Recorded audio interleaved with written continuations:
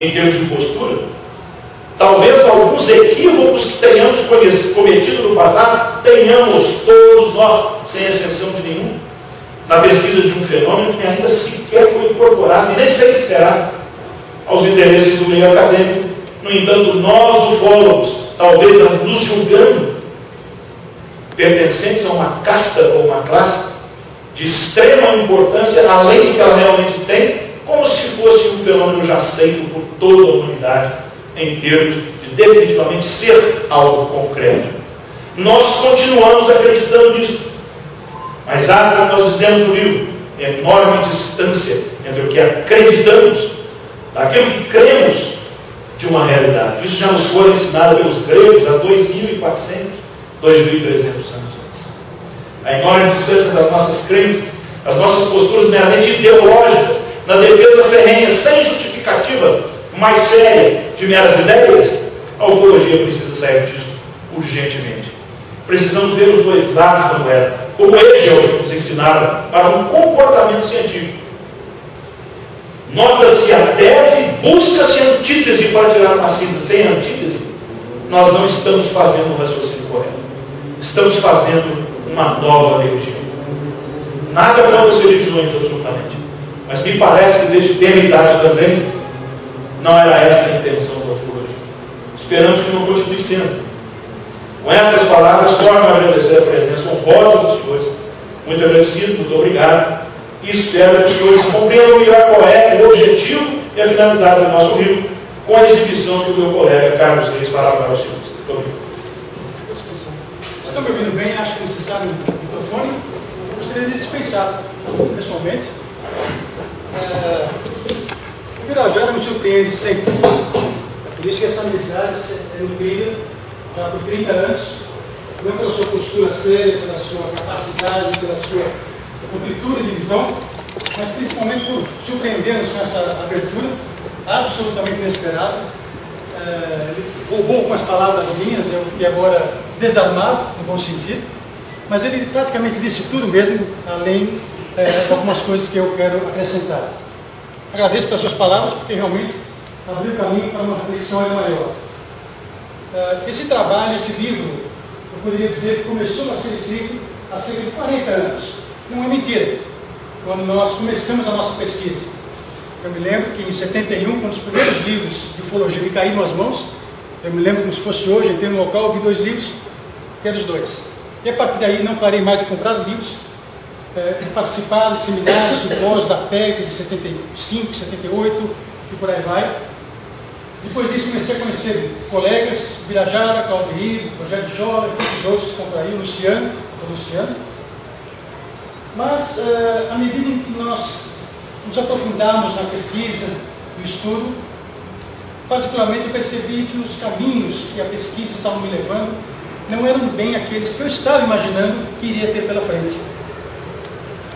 E em 1983, alguns anos depois já mais enfronhado na ufologia, eu publiquei um artigo no jornal chamado Realismo Fantástico, cujo título já expressava a minha insatisfação. O artigo em questão chamava-se Um Pouco Mais de Seriedade. Por favor. Ou seja, eu já estava encontrando dentro da ufologia alguns obstáculos, para mim e para a própria pesquisa. Mas eu era uma voz isolada da multidão. Poucos colegas me davam razão, acompanhavam o raciocínio, mas era muito cedo para que se tomasse qualquer atitude. Na verdade, eu diria que o embrião desta obra, a ideia surgiu em 83, digamos assim. Plasmou no espaço, eu não voltei mais a pensar nisso. Mas em 89, juntamente com Lúcio Manfredi, que hoje mora e trabalha no Rio de Janeiro, nós escrevemos uma edição especial para a revista Planeta, chamada OVNI.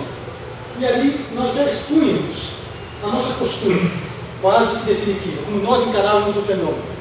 Eu ainda estava no meio, ainda cometi alguns erros, ainda tinha muito trabalho pela frente, mas em 89 eu já estava muito incomodado, definitivamente incomodado. Fato é que em 1990 eu resolvi me afastar da ufologia. Abandonei, de certa forma, por algum tempo, fui chamado de exufólogo por muito tempo, ainda sou até hoje, mas na verdade eu me afastei, eu me isolei, me retirei para aprofundar as minhas pesquisas, as minhas reflexões. E assim foi durante a década de 90, às vezes participando de algum congresso aqui em São Paulo, nós participamos de alguns jantares juntos, Aldeir, Luciano, Rafael Cury, de Curitiba, e eu sempre batendo naquela tecla, pô, já tem que mudar, tem que mudar. E em 2001, mais uma matéria para a revista UFO, para onde caminha a ufologia brasileira. Continuava insistindo naquela tecla. Os meus colegas, alguns acompanhando, mas é isso, que sugestões, que soluções você propõe? Eu lembro bem disso no jantar aqui em São Paulo. Eu não tinha uma solução, eu não tinha uma resposta. Em 2003 voltei a publicar na mesma revista UFO, insistindo nesse tema. E por fim, em 2005, a obra começou a ser definitivamente escrita. Ok, era uma cobrança dos colegas, era uma cobrança minha também. Ok, você apontou os problemas, você me acusou que eu não faço nada, e que a ufologia está estagnada, uma palavra que foi batida durante muito tempo.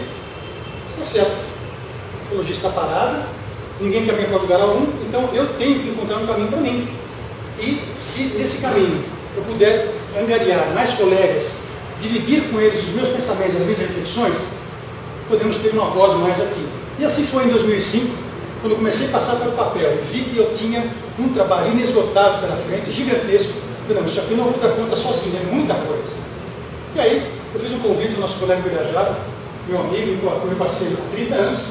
Falei, Bira, você topa encarar esse trabalho, essa tarefa que é grande, é gigantesca. Nós temos aqui um trabalho de fôlego, um trabalho que vai nos trazer alguns dissabores, como de fato está ocorrendo, mas ao mesmo tempo um trabalho sério, um trabalho crítico.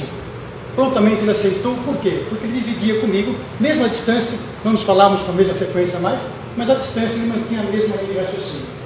E assim foi, durante os últimos 3 anos e meio mais ou menos, a obra foi sendo saída, foi sendo escrita, tivemos a participação, a colaboração, a participação de mais alguns colegas, a Laura Elias, que não está presente aqui, possivelmente pelo trânsito, pelo trabalho, Vanderlei de Agostino, Rogério Scholler, que está a caminho, e o Dr. Luciano, que tem uma participação também, e o Lúcio Manfredi, do Rio de Janeiro, novamente, com seus escritos. Esses colegas deram a sua participação, mandaram seus escritos, seus textos, que foram enxertados, alguns deles quase um capítulo inteiro, e a obra foi tomando corpo. Mas é importante que se diga também que aqui não está nem metade do que deveria ser escrito. Muita coisa teve que ser cortada. Nós vimos que, à medida que nós estávamos escrevendo, e os assuntos se iam lembrando, e a leitura que nós fazíamos de várias obras dos melhores autores possíveis, nos campos da sociologia, da